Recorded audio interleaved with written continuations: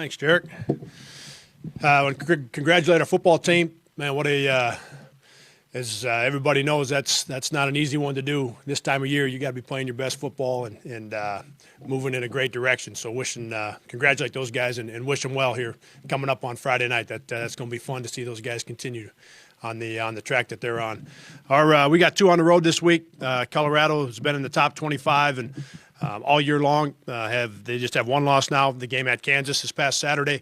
They've got a terrific team. Got really good depth. Got a great point guard, great power forward, and they've got 7 or 8 other guys that are really good players and extremely well coached. Do a great job in transition of driving it hard with their point guard, or they throw it up ahead and then they throw it inside. Put a lot of pressure on you with their transition offense, and then really active defensively. Guys, they've got good length. They're active. Come up with a lot of deflections. Just put some pressure on you that way with their defense, and then get to the offensive boards. They're 2 starting guys inside. Both have 23 offensive rebounds right now, and then they go. Another category that we look at a lot is the free throw line, and they've made 130.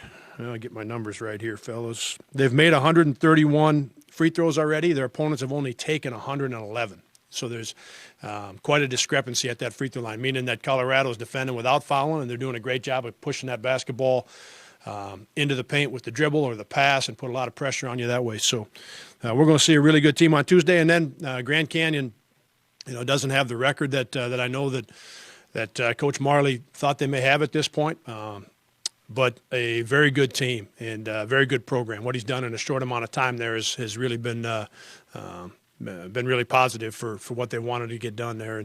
And a team that we played here in the McLeod Center last year and came up here and beat us at our place. So we're going to see a very good team on Thursday as well. With that, I would take your questions. A lot's always made of major teams scheduling Power 5 teams. So how did you get this game on the schedule? This one is a single bye game, and we've looked, really going back for quite a few years now. If there's one that fits, and fit being, in this case, knowing that we had to return to Grand Canyon, we were looking the entire time to try to find something, whether it's Arizona State, Arizona, somebody else that would be close enough to make it go and do it. Obviously, Arizona State was the one we would have really liked to have because they're location-wise, they're close to each other, right in Phoenix there. And this one was one that fit the bill in terms of partnering with that Grand Canyon game. So that's something that we do. We look, we look each and every year to see if there's a Power 5 game that works, and if it does work and it fits the criteria that we need in a given year, Cole, then we'll take it as a bye game.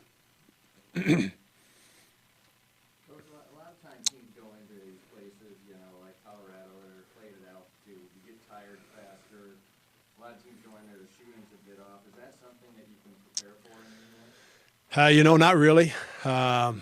We played at New Mexico a couple of years ago. We played at Denver a couple of years ago. So we've taken a handful of these trips where you're playing at altitude, and there's just not a lot. There's not a lot you can do for it. There isn't any way to put your guys through it or practice as you're preparing for it. You go in and if it does have an impact, from a coaching standpoint, just being aware of it. If it does have an impact. And you've got to make a few adjustments as the game gets started or as it's being played, keeping an eye on that. But outside of that, there really isn't anything from a preparation standpoint to get ready for altitude. Not a lot you can do for it.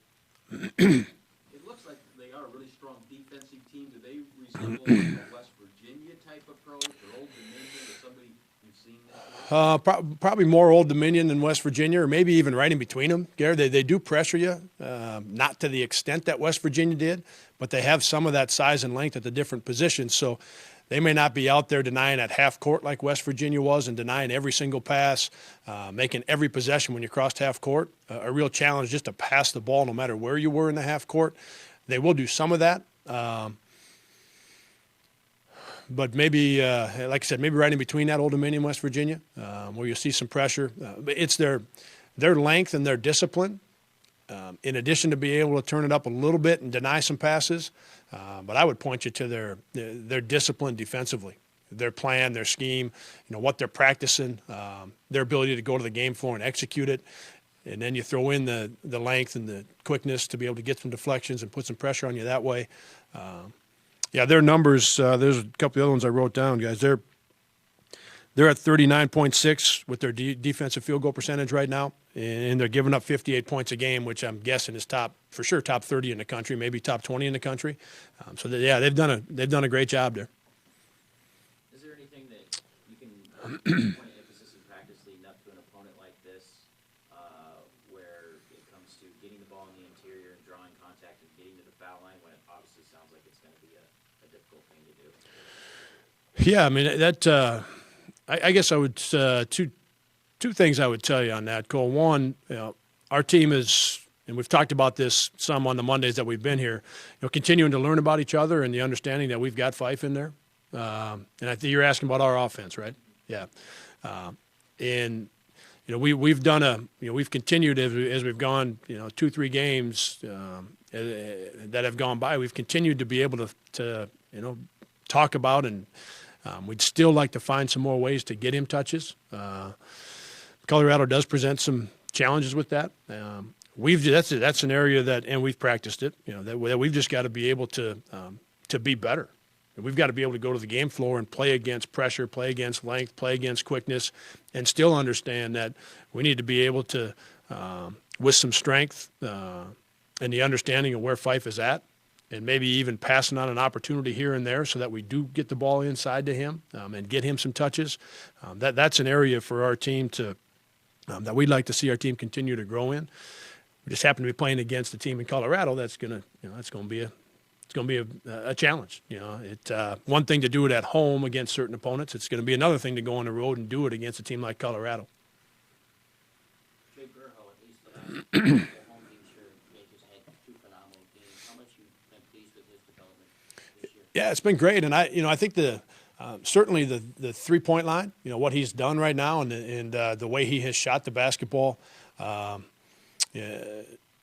His ability to get rolling like he has. Also, his teammates having an understanding of the way he's playing right now.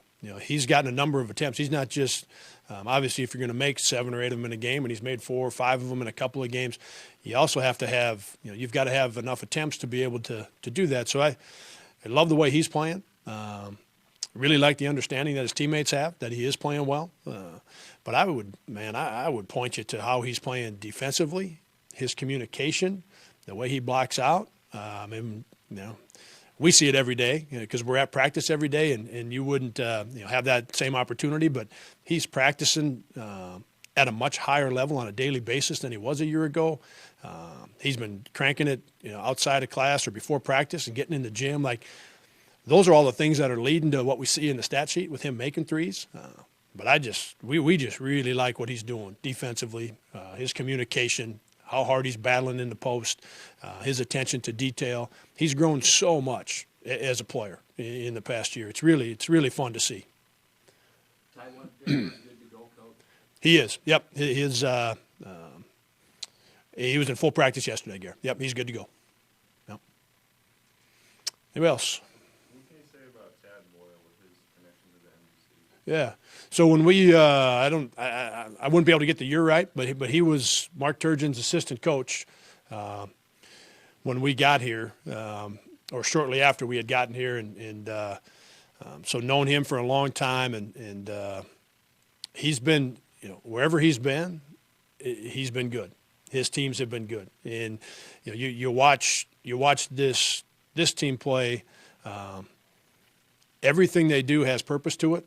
And I've known Tad outside of coaching against him. I've gotten to know him pretty well here over the last 4 or 5 years, and you can see his personality and what's important to him. You just see it in the way his guys play. Their attention to detail at both ends. What they do offensively, and pushing it in transition, put immediate pressure on you, and then their understanding of where they're really good. They get to the foul line a ton because they throw the ball inside or they drive it at you hard. They get opportunities for the other guys in their team outside of the point guard and outside of the power forward, the 2 guys that are leading them in scoring. They get those guys opportunities because they've got an understanding and they've got a discipline.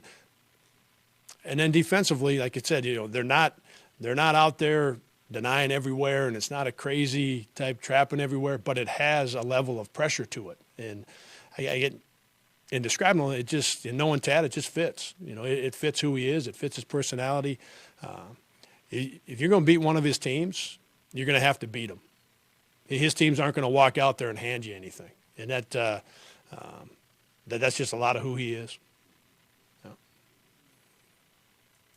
Anybody else? All right, thanks, guys.